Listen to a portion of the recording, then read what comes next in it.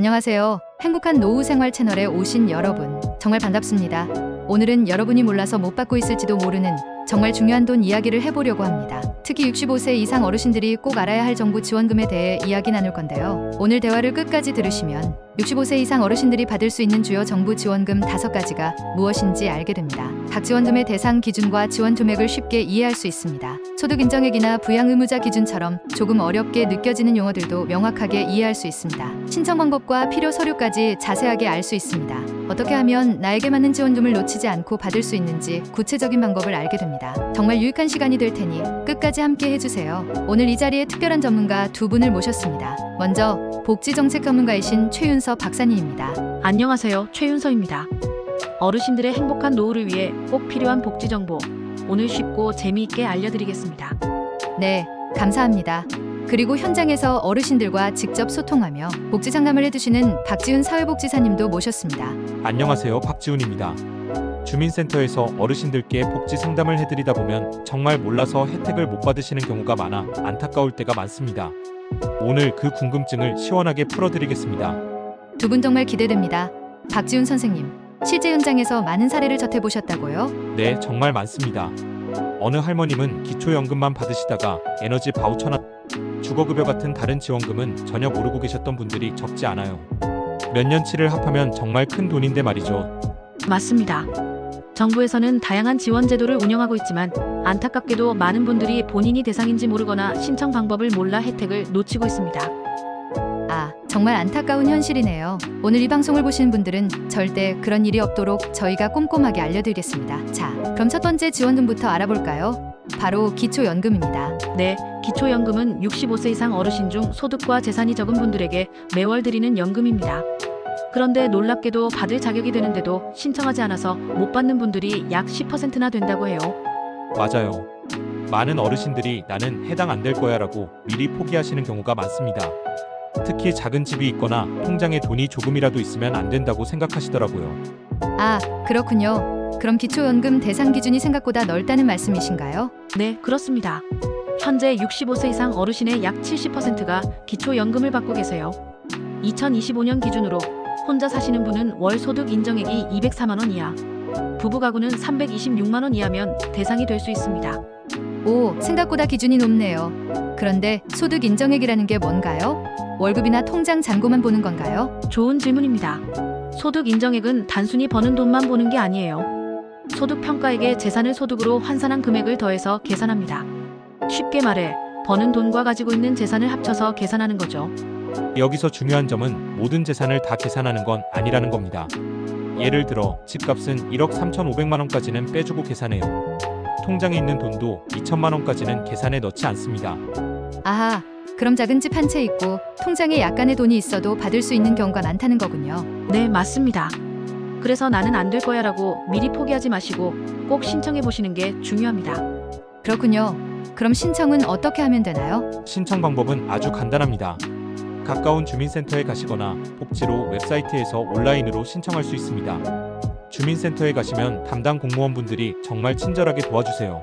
필요한 서류는요? 신분증, 통장 사본, 그리고 금융정보 제공 동의서 정도만 준비하시면 됩니다. 대부분의 서류는 행정정보 공유 시스템으로 확인 가능해서 크게 걱정 안 하셔도 돼요.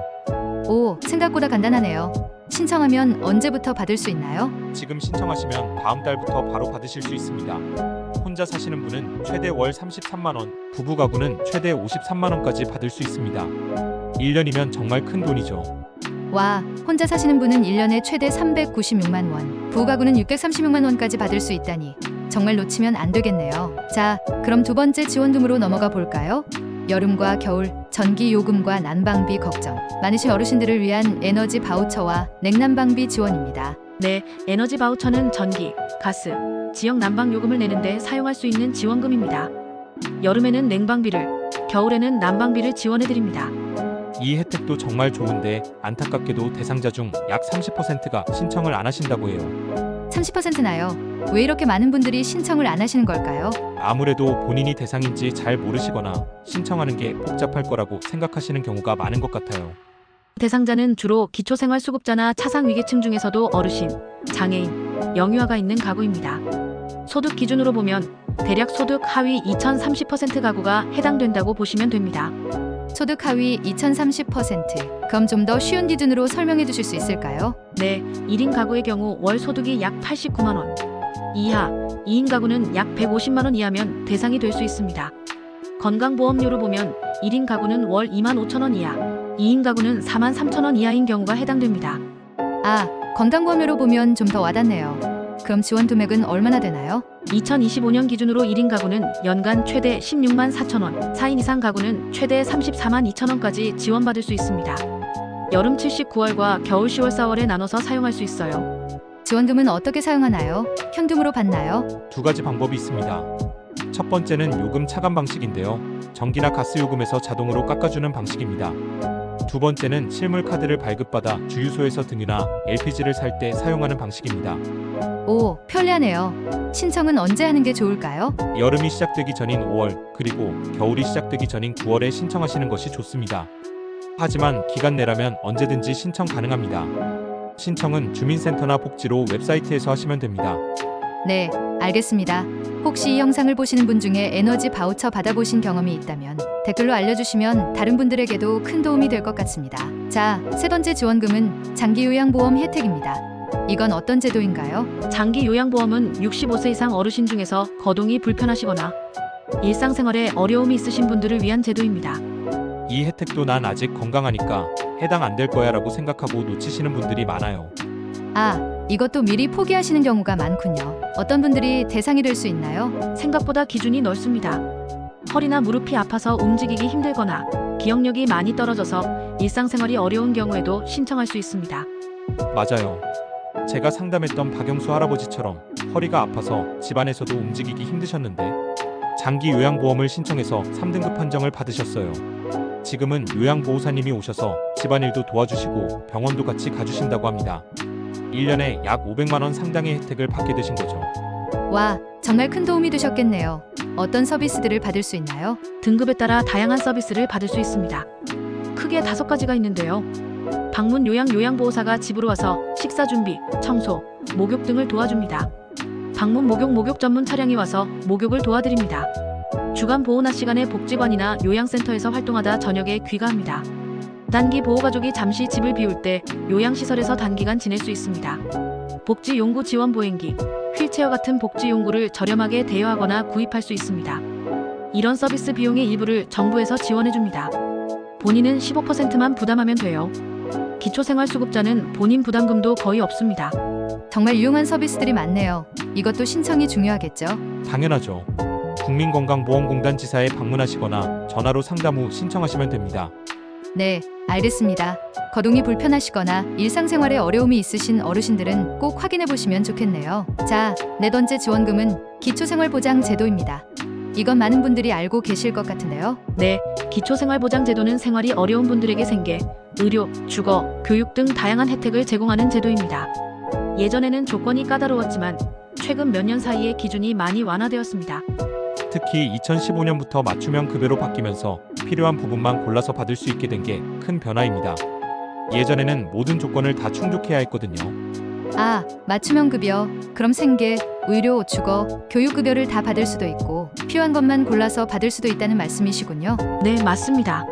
소득은 적지만 자녀가 있어서 생계급여는 못 받더라도 주거급여는 받을 수 있게 된 거죠. 매달 월세 20만 원을 지원받으시니 1년에 240만 원의 혜택을 보시는 겁니다. 와, 월세 지원이 되는군요. 그럼 기초생활보장제도의 혜택 4가지를 좀 더 자세히 설명해 주세요. 네, 생계급여 매달 생활비를 현금으로 지원합니다. 1인 가구 기준 최대 월 64만 원까지 받을 수 있습니다. 의료급여 병원비의 대부분을 지원해줍니다. 큰 수술을 해도 부담이 크게 줄어들죠. 주거급여 월세를 지원하거나 자가주택의 경우 집 수리 비용을 지원합니다. 교육급여 자녀나 손주 학비, 교과서 값 등을 지원합니다. 정말 다양한 혜택이 있네요. 받을 수 있는 기준은 어떻게 되나요? 급여마다 조금씩 다르지만 대체로 소득 인정액이 중위소득의 3,050% 이하인 가구가 대상입니다. 1인 가구 기준으로 생계급여는 월 소득 인정액 약 85만 원 이하, 의료급여는 약 113만 원 이하, 주거급여는 약 169만 원 이하면 받을 수 있습니다. 여기서 정말 중요한 변화가 있는데요. 예전에는 자녀가 돈을 벌고 있으면 부모님은 지원을 못 받았어요. 이걸 부양 의무자 기준이라고 했죠. 아, 부양 의무자 기준. 그것 때문에 혜택 못 받으신 분들이 많았죠. 네. 하지만 2022년부터는 이 기준이 많이 바뀌었습니다. 65세 이상 어르신들은 자녀가 돈을 많이 벌어도 생계급여와 의료급여를 받을 수 있게 되었어요. 쉽게 말해 예전에는 자녀가 부양해야 한다는 생각이었지만 이제는 자녀 형편과 상관없이 어려운 어르신은 국가가 돕는다는 방향으로 바뀐 겁니다. 아들이 서울에서 직장 생활해도 의료급여를 받아서 수술비를 크게 절약할 수 있었죠.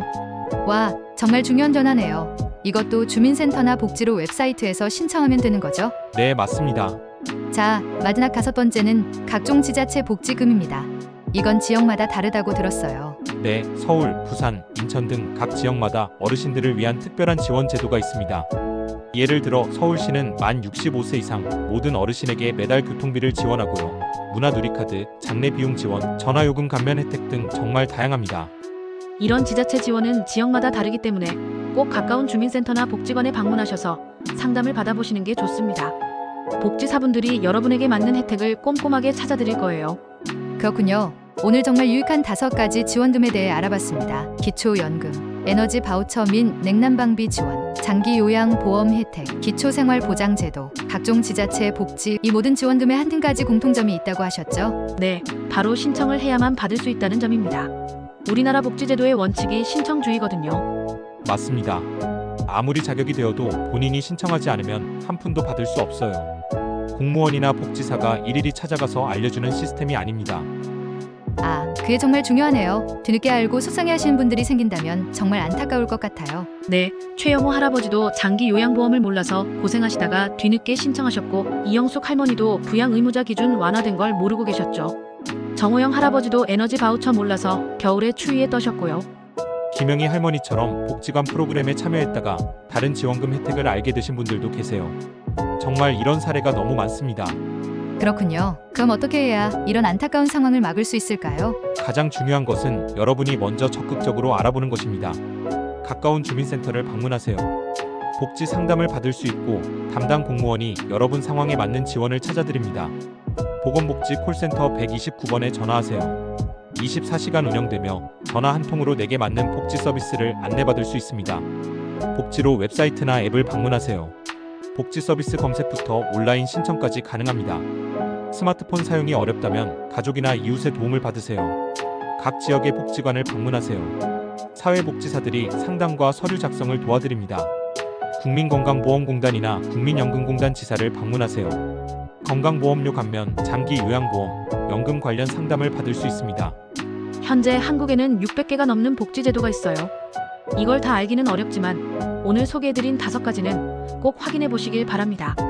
네, 오늘 알려주신 5가지는 꼭 기억해야겠네요. 혹시 나는 자격이 안 될 거야 라고 미리 포기하신 분들이 있다면요? 절대 미리 포기하지 마세요.